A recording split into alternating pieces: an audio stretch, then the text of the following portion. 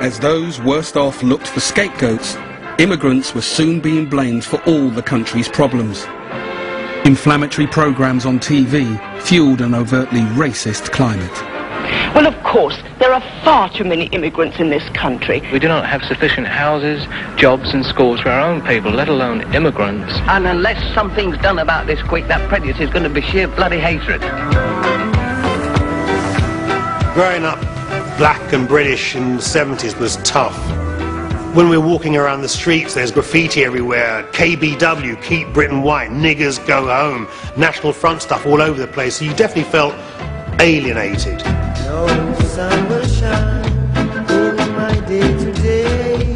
The majority of Britain's black population were living in the poorest areas of the country, often segregated from the rest of society.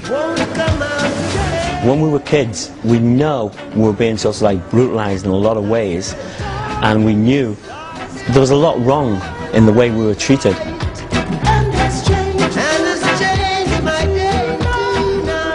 As well as the things that affected my white mates, like unemployment, etc., etc., we had the double grief of the cops on our backs with the whole sus laws and things like that. The power to stop and search suspects originally came from an old anti-vagrancy law, but was now being used overzealously by police to take young black men off the streets. I can't count the number of times we'd be turfed out of the van, and I'm talking about turfed, told to go and sit in a police car at the back. And this can be pretty scary because it's late at night, there's nobody round, no witnesses, right? And you're thinking, what the hell is going on? The police were virtually at war with young black kids. You know, the chief of the Metropolitan Police said any encounter between black kids and the police was a potential riot. That view was still prevalent in '76, that there was going to be civil war, that black and white couldn't live together.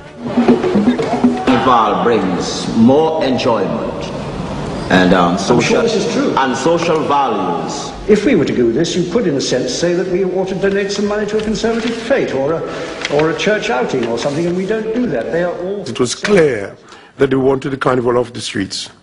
The police, the Home Office, the newspapers. There is a reservoir of racist feeling in the British population. There is not one single one who does not know that. So I used to sleep, eat and drink the stuff. Pen to paper. And I was known as a public figure by then.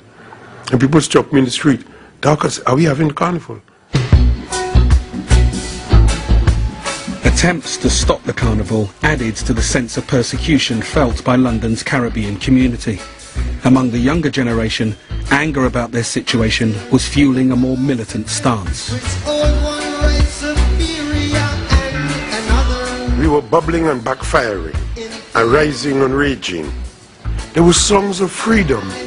Marley's hymns of freedom were all over the place. We were saying we're not putting up with it anymore. There was clearly a change in consciousness occurring among young black British kids, because I think they were the first lot that knew they were black and British. They hadn't been born on an island somewhere in the Caribbean or whatever. They'd been born in Notting Hill or Brixton or Toxteth or wherever it was. And whereas their parents had put up with all the crap, they weren't going to.